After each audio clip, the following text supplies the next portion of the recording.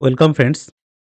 রাজ্য সরকারি কর্মচারীদের ডেথ গ্র্যাচুইটি সংক্রান্ত নিয়মের গুরুত্বপূর্ণ পরিবর্তন করল নবান্ন।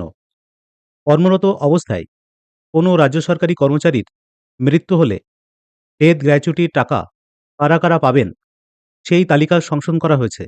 গত 20 ফেব্রুয়ারি গভর্নমেন্ট অফ ওয়েস্ট বেঙ্গল থেকে এই বিজ্ঞপ্তি জারি করে জানানো হয়েছে, নমিনি ডেথ গ্র্যাচুইটি পাওয়া তালিকায় সৎ সন্তান, বিধবা বা বিবাহ বিচ্ছিন্না মেয়েকেও যুক্ত করল পশ্চিমবঙ্গ সরকার।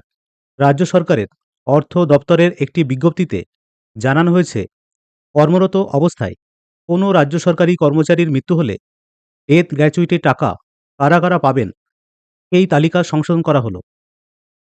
তবে সেই বিষয়টি কার্যকর হবে তখনই যখন সংশ্লিষ্ট রাজ্য সরকারি কর্মচারীর কোনো বৈধ নমিনি থাকবে না।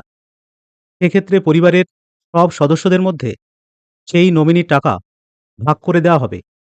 আর সেই তালিকায় যুক্ত করা হয়েছে সংশ্লিষ্ট রাজ্য সরকারি কর্মচারীদের সৎ সন্তান, বিধবা বা বিবাহ বিচ্ছিন্না মেয়েদেরও। হঠাৎ করে কেন এই সংশোধন? নবান্ন সূত্রের খবর, ডেথ গ্র্যাচুইটির সুবিধা পাওয়ার জন্য দীর্ঘদিন ধরেই বিধবা বা বিবাহ বিচ্ছিন্না মেয়ে এবং সৎ সন্তানরা আবেদন করে আসছিলেন। তাদেরও পরিবারের তালিকায় যুক্ত করার দাবি তুলেছিলেন। সেই আবহে নিয়ম সংশোধন করা হলো। নিয়ম সংশোধনের মাধ্যমে ফ্যামিলির বা পরিবার তালিকায় তাদেরও যুক্ত করে দেওয়া হয়েছে। নিয়ম চালুর আগে ঘটনায় কি হবে?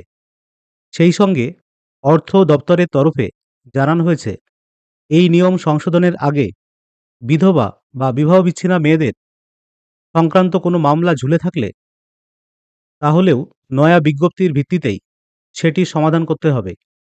অর্থাৎ এই নয়া নিয়ম জারির আগে কোনো রাজ্য সরকারি কর্মচারী কর্মরত অবস্থায় মারা গিয়ে থাকলে তার বিধবা বা বিবাহ বিচ্ছিন্না মেয়েরাও ডেথ গ্র্যাচুইটির সুবিধা পাওয়ার যোগ্য হবেন। ডেথ গ্র্যাচুইটির ক্ষেত্রে কারা কারা পরিবারের হিসাবে বিবেচিত হবেন? সরকার রুল 7 এর ফ্যামিলি বা পরিবার সংজ্ঞা পরিবর্তন বা বিস্তৃত করেছে। অর্থাৎ সরকারি কর্মচারী মারা গেলে কারা পরিবারের সদস্য হিসেবে ডেথ গ্র্যাচুইটি পাওয়ার অধিকারী হবেন তা স্পষ্টভাবে নতুনভাবে নির্ধারণ করা হয়েছে। এখন ফ্যামিলি হিসেবে গণ্য হবেন: 1. পুরুষ কর্মচারীর ক্ষেত্রে স্ত্রী। 2. মহিলা কর্মচারীর ক্ষেত্রে স্বামী। 3. ছেলে সৎ সন্তানসহ। 4. অবিবাহিত বা বিধবা বা বিবাহ বিচ্ছিন্ন কন্যা সৎ সন্তানসহ। 5. 18 বছরের কম বয়সী ভাই এবং অবিবাহিতা বা বিধবা বোন। 6. পিতা। 7. মাতা। 8. বিবাহিত কন্যা। অর্থাৎ এখন বিবাহিত মেয়েরাও পরিবার হিসেবে গণ্য হবেন। এটা গুরুত্বপূর্ণ পরিবর্তন। যেসব ক্ষেত্রে কর্মচারীর মৃত্যু এই বিজ্ঞপ্তি কার্যকর হওয়ার আগে হয়েছে, কিন্তু বিবাহ বিচ্ছিন্ন বা বিবাহিত কন্যার মামলা এখনও নিষ্পত্তি হয়নি, সেগুলোও এই নতুন নিয়ম অনুযায়ী প্রশাসনিক দপ্তর বিবেচনা করতে পারবে। যদি ভিডিওটি ইনফরমেটিভ মনে হয় তাহলে অবশ্যই লাইক, শেয়ার, কমেন্ট করবেন।